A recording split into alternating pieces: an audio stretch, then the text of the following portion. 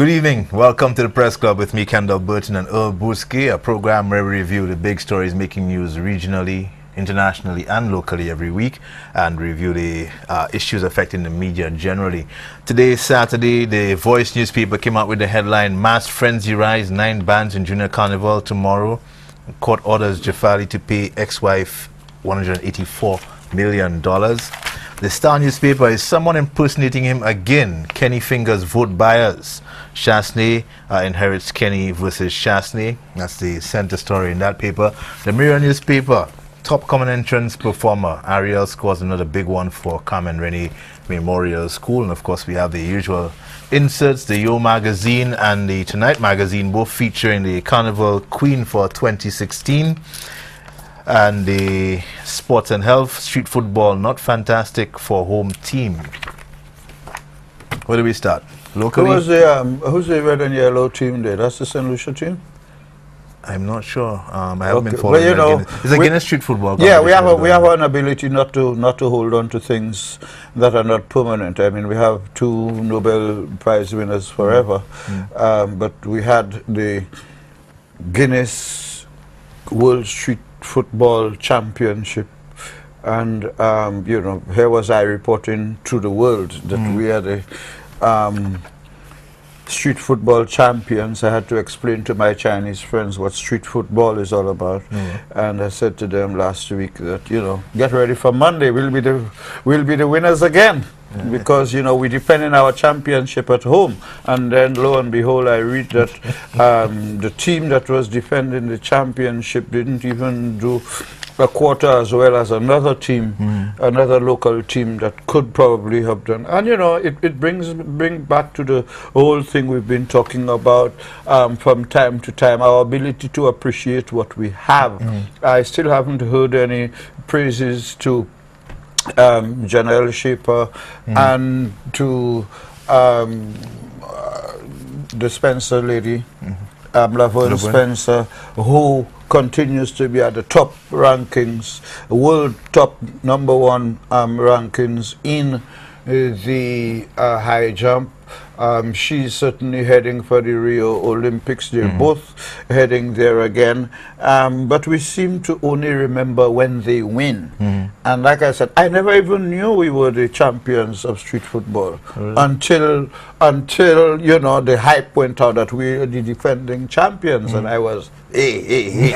Last Saturday I passed around the boulevard. There were some fellas, you know, showing how skilled they are with their feet and their balls.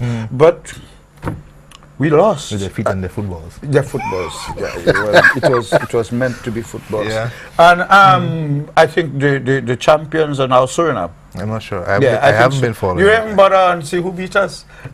No, I think Suriname beat us. But folks, I think we have to learn to hold on to the good things that we have. And if we were, as we were, the world champions for street football, from the year after, from the day after having won that world championship or regional championship, we ought to have seen that as, you know, money in the bank that we need to manage properly, and to be able to treat it as an honor. You know, the longer we were able to describe ourselves as the champions, the better for us. And therefore we should see championships as investments, and therefore the training for the championship. If we lose, we got to keep on training. Maybe we didn't train hard enough, but if we lose, we tend to give up. So I'm hoping that Soufrière lost the championship for us, but as St. Lucia, let's try and regain it. We were there once, we can go again. We're talking about as St. Lucia, weeks away from Rio, you know. Do you get the impression that there's enough hype, even, you know, about our athletes going to represent us at the Olympics? You know, have a sense of, you know, national backing, you know. I saw Flo supporting a 758 champion tour. What was that about? I have no idea. Okay. I wasn't sure, but it was, I got the impression that the St. Lucians going to represent St. Lucia somewhere. But there again, the Brazilian ambassador issued a statement 2 weeks ago calling on St. Lucians to don't worry about Zika. Come to Brazil, come to Rio, come to the Olympics.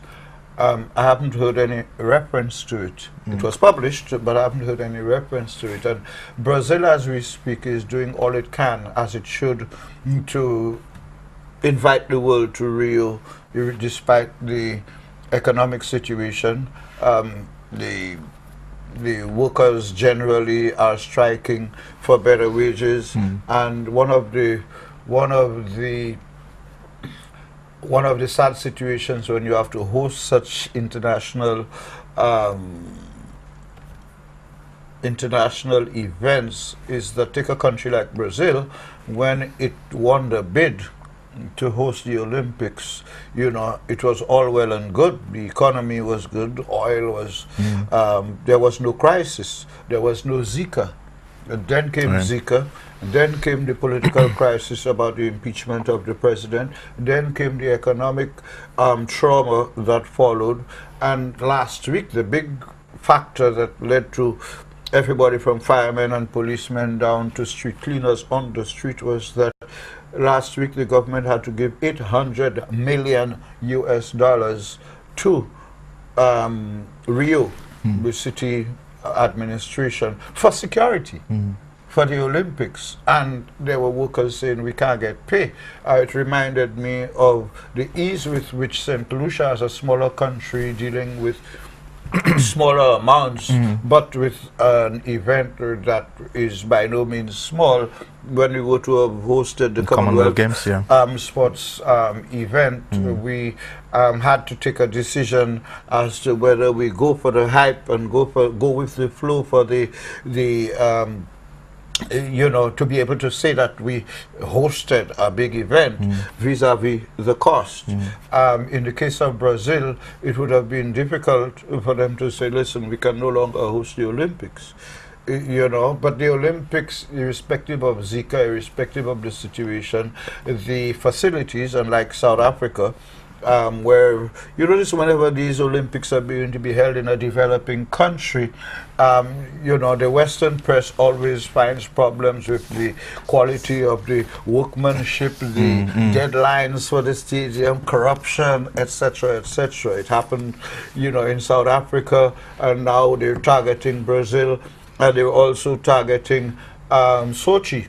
Russia, from the standpoint that now one of the big issues in Brazil is going to be the Russian athletes, because the International Athletics Federation banned the Russian athletes, which was considered unfair, bearing in mind that many other countries' athletes have been accused of being doped, of engaging in doping. Nonetheless, I did see in one of the papers today a very interesting,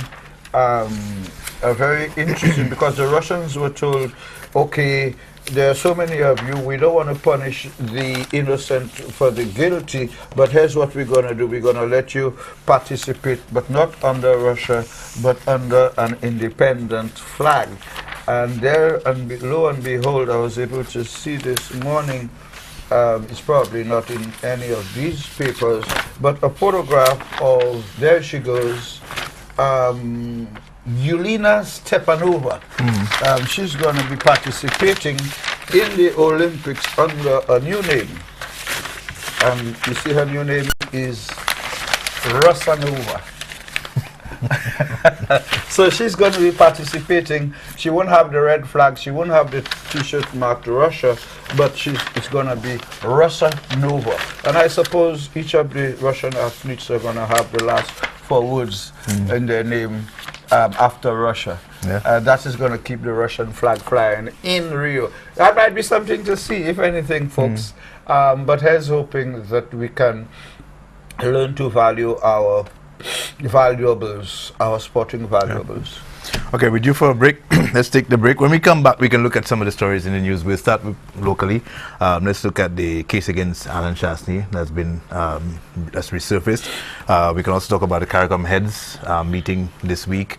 There are developments, interesting developments over in the United States and Europe as well that are worthy of our discussion and comment. So we'll look at those stories when we come back. You're watching the Press Club with me, Kendall Burton, and Earl Bousquet. We'll be right back.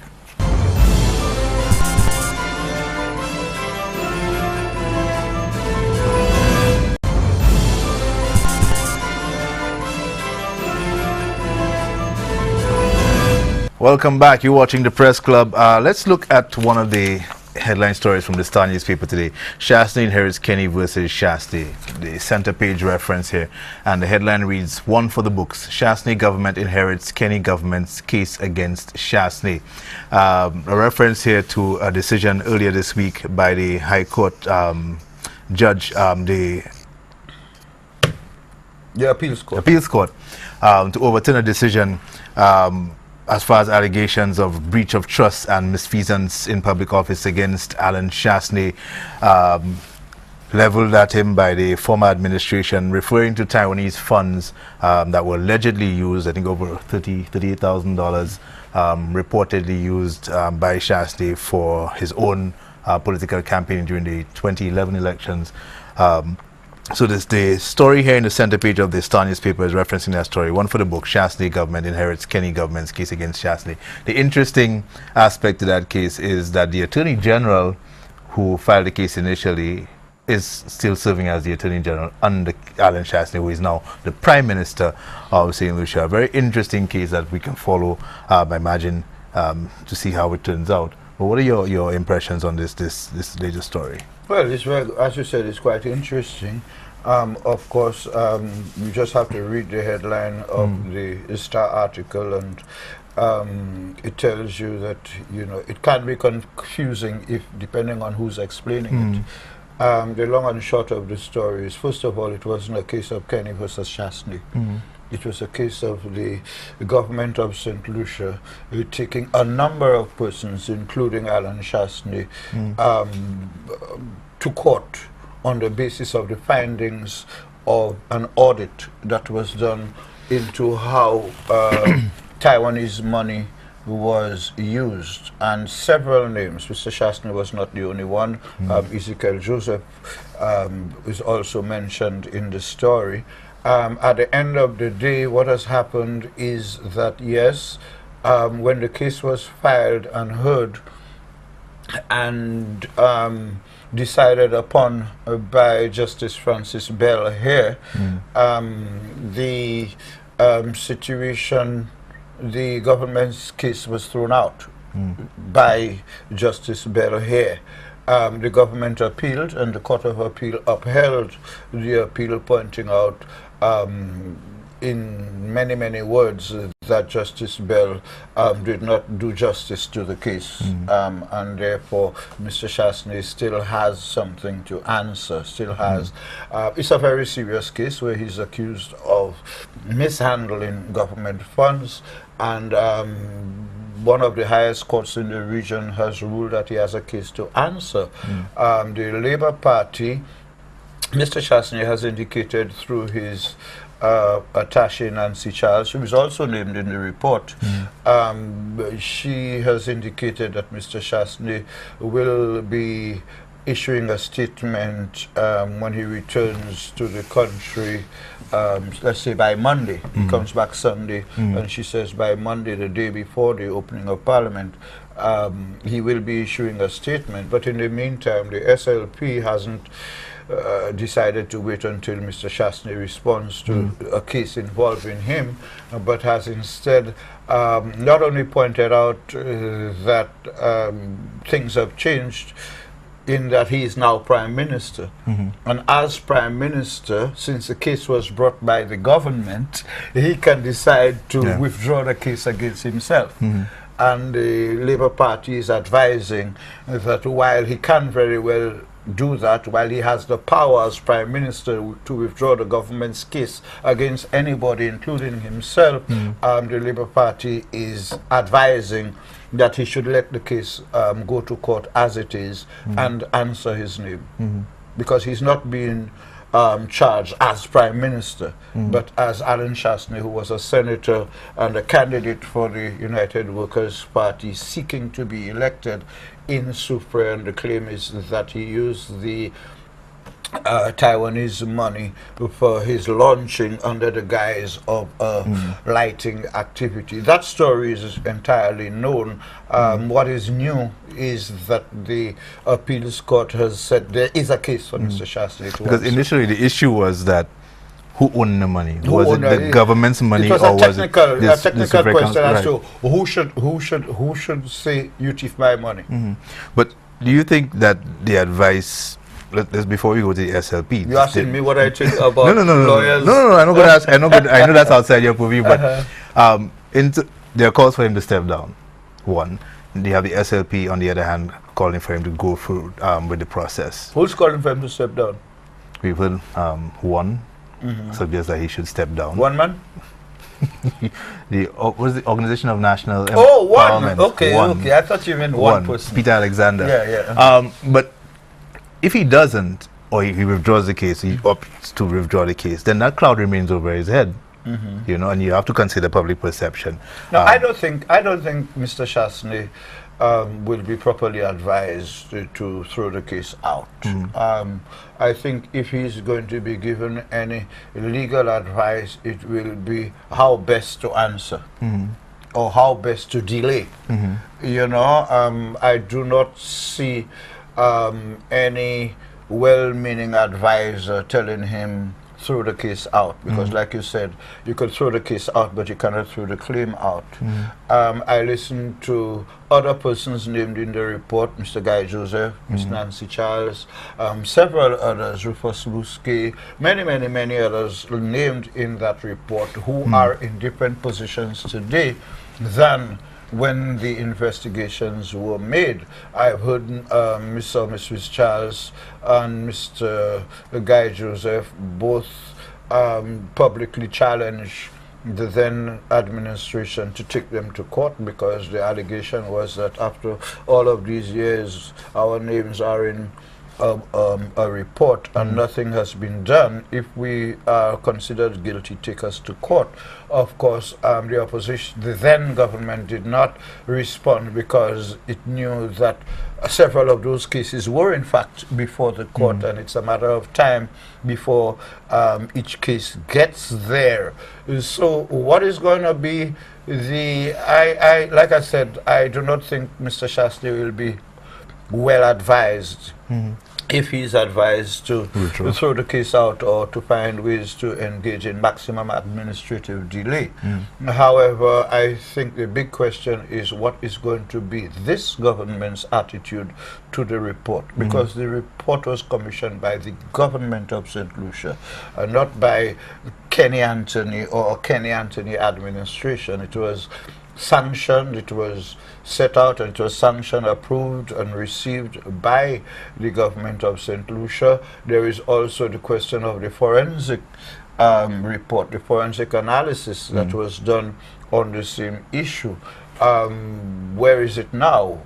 I think this is the big question. What is going to be this government's attitude to the allegations contained in the management report that named many persons, including former ministers and senators and local government personnel, who received those millions of dollars worth of Taiwanese funds and what they did with it. The reports are there. It is online at GIS. It is available. It's been in the public for the last 5 years at least.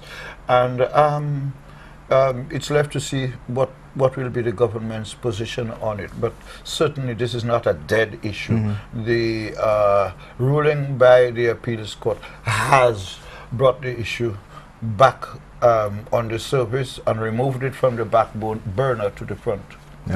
With you for another break. Let's take the break. When we come back, we'll shift our focus to regional developments with, of course, local implications for us, the CARICOM heads meeting. We'll be right back.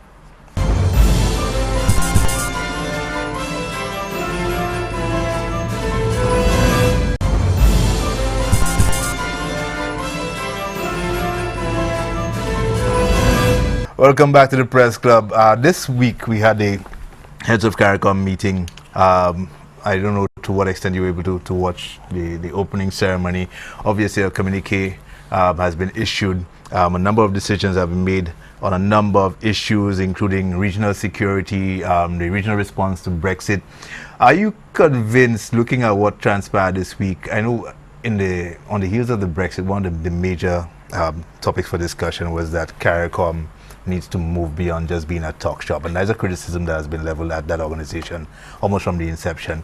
The question of, people seeing concrete actions being taken as far as integrating and realizing some of the promises as far as free trade, free movement, the realization of the CSME, making CARICOM, the CSME, a truly regional economic bloc. Looking at some of the issues coming out of it: regional security, CARICOM single market and economy, correspondent banking, another big issue affecting the region, apart from Brexit, border issues. I'm reading from the communique: cricket, action plan for statistics in the Caribbean, health and development, looking at NCDs, the regional response to NCDs, HIV, AIDS, child and youth health. Political situation in Suriname, the CARICOM and Cuba relationship, relations with the Dominican Republic, as well as relationships with Venezuela and Guyana. Interesting developments here. What do you want to start? Well, Kendall, I happen to have been lucky enough to have attended several CARICOM summits. I've never been a head of government, but I've attended several CARICOM summits with the heads of government from St. Lucia, Guyana, Grenada over the years. And one of the interesting things, because I always attended both as a journalist and as an activist in the various governments, and one of the how long is that, how many pages is that press release? It's about 5 or 6 pages. The original document was much longer than that, what I have is a condensed version. Yeah. Folks, CARICOM press releases are normally the longest press releases in the world. A press release is supposed to be brief, to give you, a summary of what happened. I think this one's about 12 pages. Yeah. It so happens that CARICOM end of summit press releases, we start working on them before the summit starts, because imagine 15 heads of government meeting over 2 days to discuss all of the region's business. So you have all of these subheads, and we in the press want something on everything. And instead of holding an end of conference press conference, which today can be used live, we still have to wait for a couple of days for a multi-page press release that says a little bit of nothing about everything. And the amorphous nature of these press releases. What does the press release say about CARICOM and Brexit? I read it.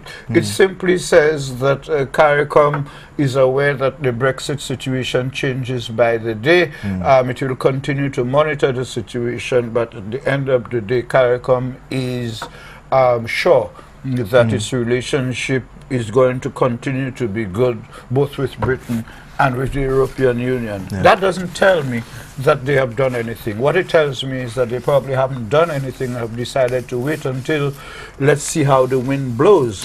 Which is exactly what we had the Vice Chancellor of the UE saying they should not do. Should not do. Cannot adopt a wait and see. Right. Dr. Beckers is saying, listen, we as an institution which is involved on a daily basis already monitoring the Brexit response, UE is calling on CARICOM to have a joint commission to have daily, weekly, annual monitoring over the next 2 weeks so that we could be in a better position. That's not even referenced. The EU Commissioner to the Caribbean, Mr. Barford in Barbados, pointed out that he can't say, he doesn't know precisely what the effect will be, but he does expect there will be effects, and the earlier CARICOM starts working, the better. Rufus Buski, former foreign minister, is suggesting that CARICOM can seek its own independent relationship as a grouping with the EU. So you have all of the suggestions. Our Prime Minister, Alan Shasley, his first summit meeting, 37th summit, one of the rules and regulations or the customs is that the US Prime Minister also addresses the opening ceremony at his or her first session, and Mr. Shasley addressed, and he surprised many by saying to them, listen, in relation to Brexit, we need to be able to pay attention to what's happening, because we tend to be deserving of being described as a talk shop. Let's not talk on Brexit. And he threw the question, what if Caribbean people call for a referendum in relation to remaining in CARICOM? Yeah. Are we prepared for the response? Are we sure what the response will be? And that is one of the areas that I have been writing about, that the biggest issue that CARICOM needs to face right now, and the biggest lesson we can learn from the Brexit situation, is the need for CARICOM as an institution and the OECS as an entity, because Dr. Jules has released the longest response I've seen, and it is worth reading, because he's identifying practically some of the lessons that we can learn. But I think that the best lesson we need to learn right now is that both OECS and CARICOM need to do what they have to do to get the average person, Joe Blow and Mrs. Blow, across the region, to not only hear that CARICOM is good for them, but to convince them that CARICOM is good for them, to convince everybody that I have a stake in CARICOM.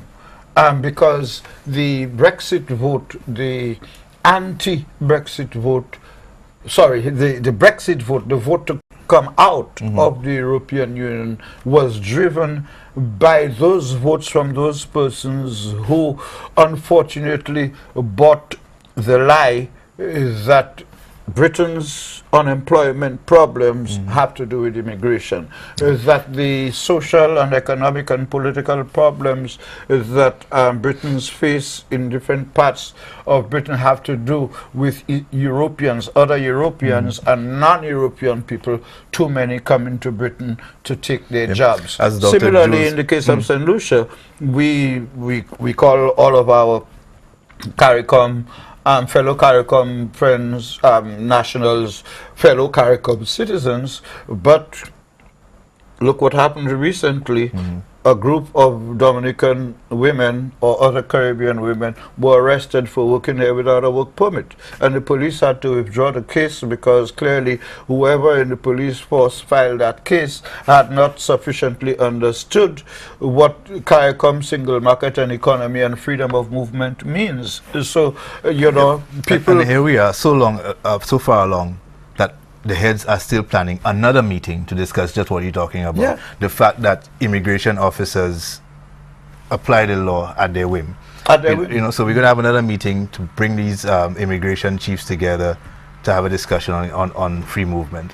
You know, but it's not a discussion. What they need to understand is that every immigration act in every independent CARICOM country gives the immigration officer at the point of entry the exclusive authority and right to decide whether you can enter or not. So if the immigration officer don't like Rastas and you see a Rasta, he'll say, you can't come in because I say so. Now that is the law that needs to be looked at, not to tell the immigration officer that Rastas are legal now. But that's precisely why the perception of CARICOM as a talk shop persists, because this has not been raised one time. It's every year. Every year. I remember Dr. Ralph Gonzalez speaking and making that same point a couple of years ago, and here we are again in 2016. We're still discussing it. You know, so when do we move forward? Talking about. You know, you made an important point about the Brexit vote. And Dr. Titicus Jules alluded to it in his release on the Brexit. The fact that a lot of people did not understand the benefit of the EU, and so they voted to leave it. And then post the vote, the next day they wanted to go back. They go and research. You know what is the EU was the most popular question on Google the day after the Brexit vote. Precisely. So it raises the question now, to what extent do the CARICOM residents or citizens understand what CARICOM is and the benefits of being part of CARICOM?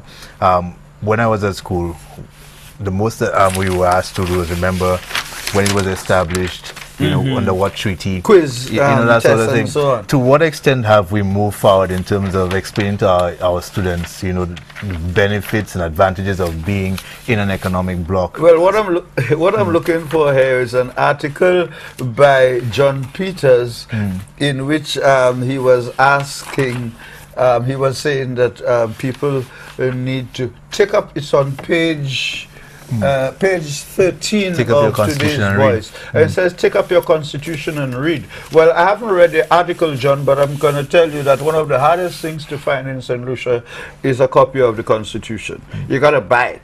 I have one, I have to dig for it. We're not accustomed to reading our Constitution.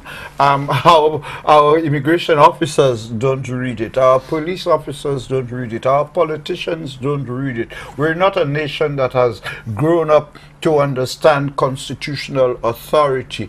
A research into our Constitution review, it took 7 years, you know, and it's been another 3 years since, going on to another 3 years since the report is out. So Constitution, I was in Venezuela a year ago, and President Maduro had the Constitution reduced to a size of 2 inches by 3 inches, so that everybody could get a free copy to walk around with in their pockets.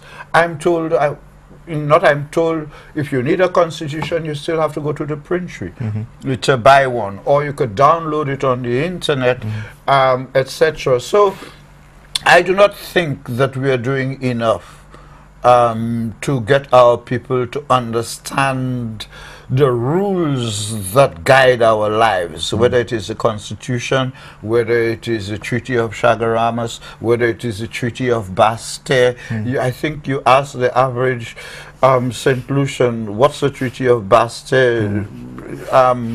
I'm sad to say many will tell you they don't know. When was the treaty? What is the Treaty of Chaguaramas? Chaguaramas is a place in Trinidad, those who know.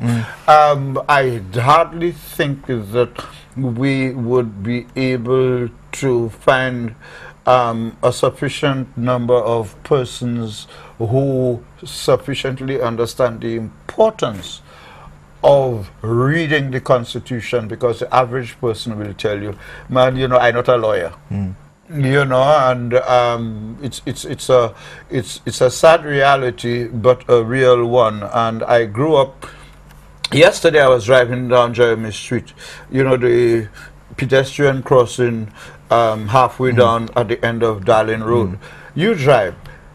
That is the only pedestrian crossing I know. The light could be on red or green. People just cross. And there it was in green, and there were a bunch of students standing in the middle, because I was driving coming, and I was saying to them, there's a green light, and they were telling me, what you talking about?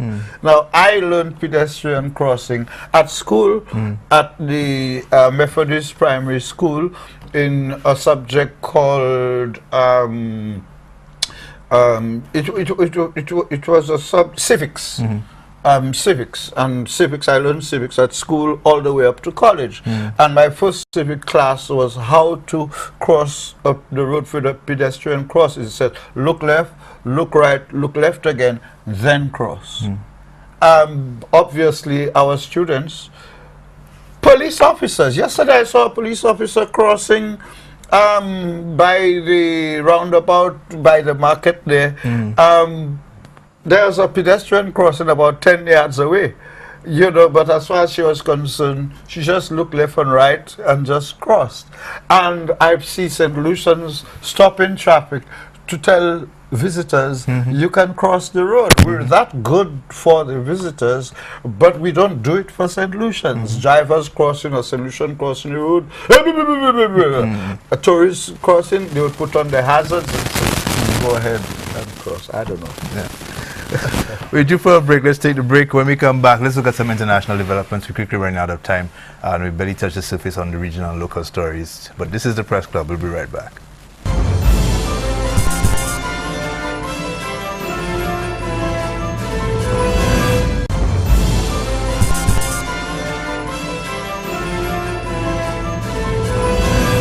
Welcome back. You're watching the Press Club. It's our final segment, and we would be remiss if we did not touch on what happened in the international scene. But the biggest story this week internationally has to be what happened in Louisiana, where we had 2 deaths in the States. Black men killed by police officers. But more recently, on Thursday and Friday, early Friday morning actually, you had the development of sort of a reprisal where you had 11 police officers shot, 5 of them fatally by a sniper in retaliation for those 2 deaths. In the first case, we had Alston Sterling, a 37-year-old father of 5, selling CDs outside a shopping mall, who was allegedly shot by police. Well, I can't say allegedly. The videos are out there. You've seen it, you know, and sadly, his children have seen it too. Professionally careful. Yeah. But it's difficult. I watched the video. I mean, I don't see how these 2 officers can excuse themselves from what happened.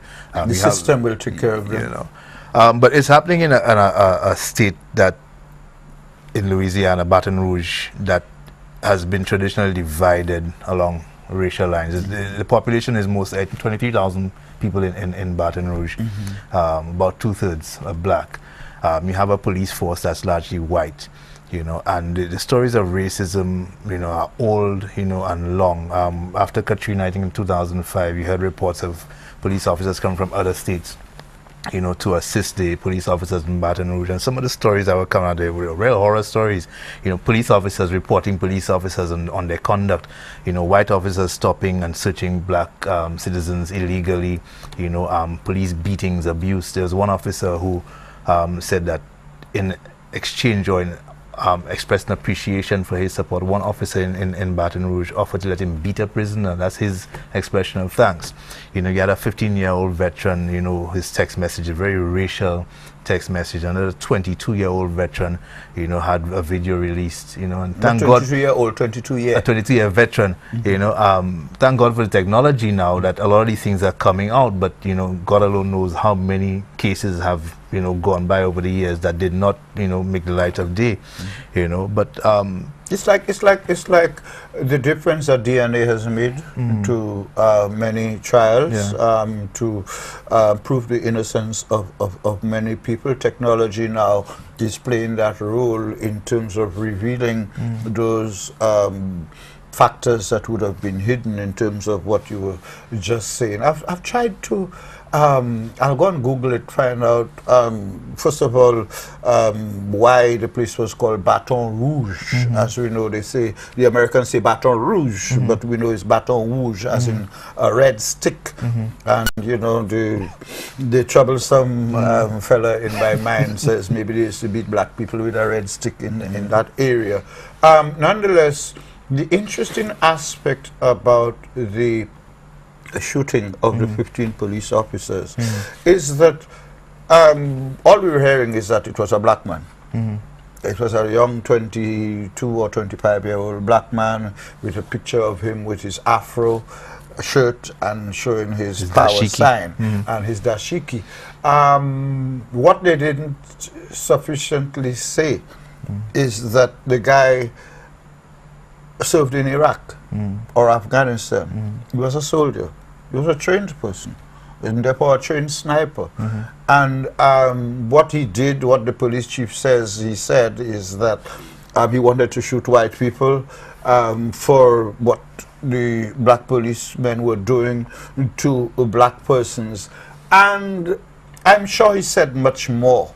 But just like in the case with the guy at the gay club in Florida, you have a situation where the police are deciding what they say to us about what the accused said, and have started off on that tangent that first of all he's a black man saying he wanted to kill white people for white police officers killing black people. That's the narrative that is out there.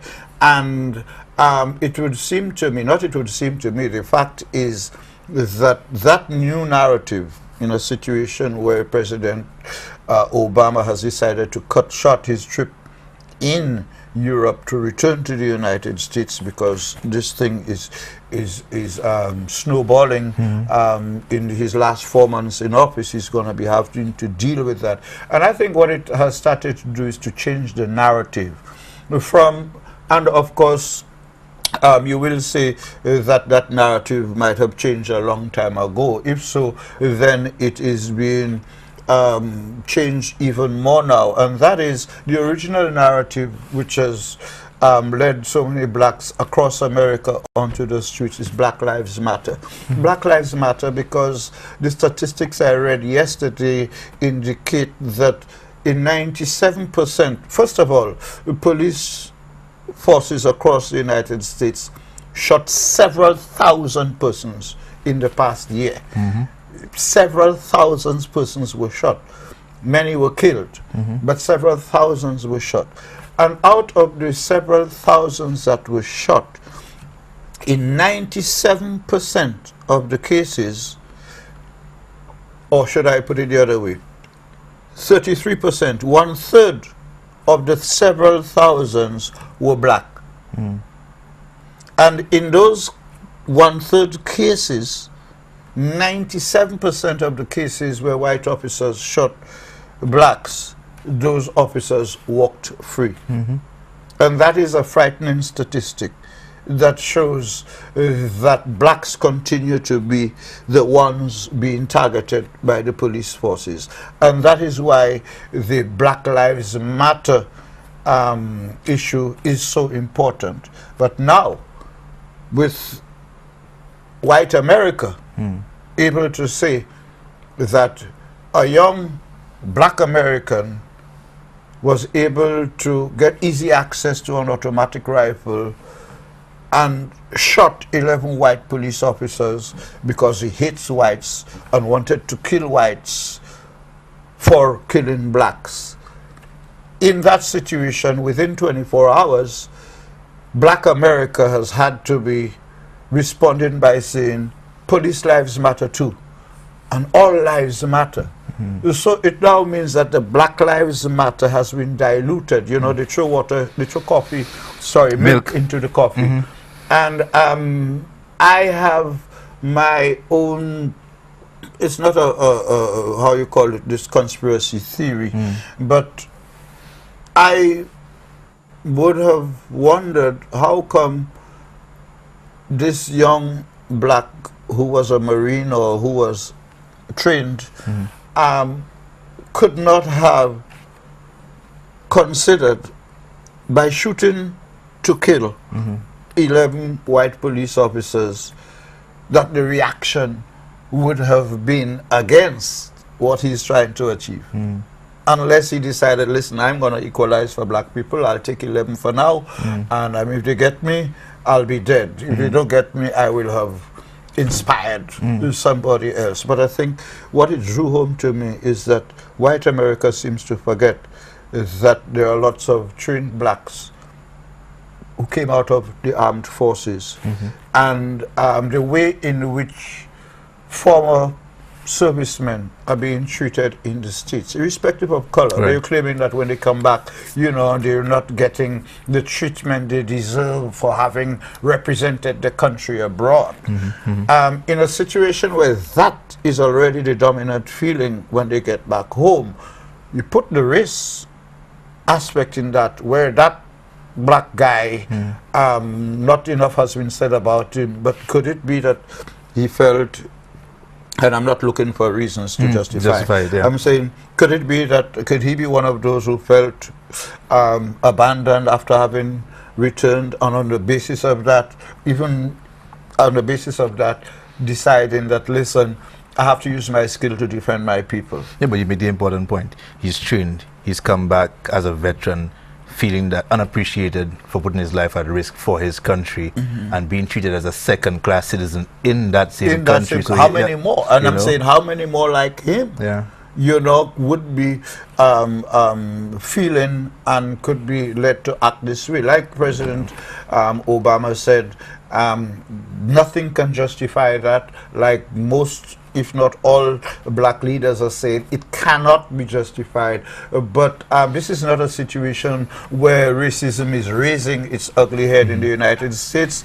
It is a reminder that racism has never gone to sleep in America. Similarly, and we're running out of time, but the Chilcot inquiry in Britain and the FBI investigation into Hillary Clinton's email, both of them have come to similar interesting conclusions, which you need to clarify what the Chilcot inquiry is. Yes, it's an inquiry into the Iraq War and the role of Britain and America in there as well. And that inquiry found that Tony Blair broke all rules in terms of sending British troops to war. Over 100 died, but the Chilcot inquiry found and ruled that the war was unnecessary, with that United States and Britain did not have to go, that there were no weapons of mass destruction. You should read an article by Hans Blix in The Guardian about that. Also J. Paul Brenner, who was running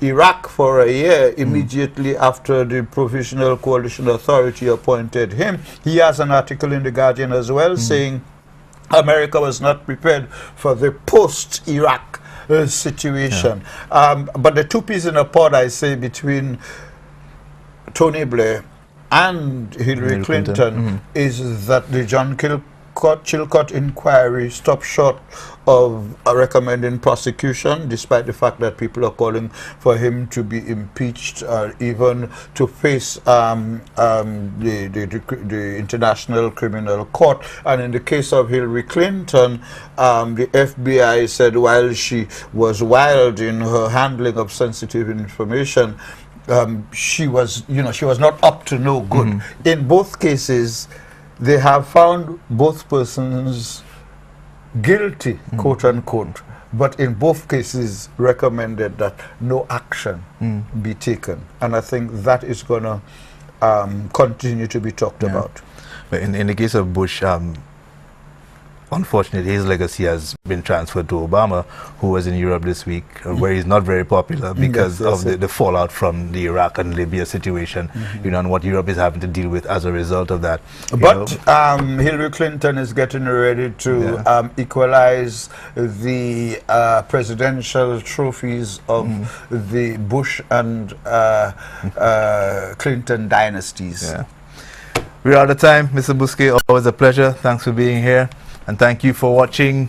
Special shout out to Chef Francois over the Coco Palm, regular viewer. I've encountered many of them this week. Unfortunately, I don't remember all the names, but thank you very much for watching. To all of you. Yeah, we'll be back here next week. Hopefully you'll join us then.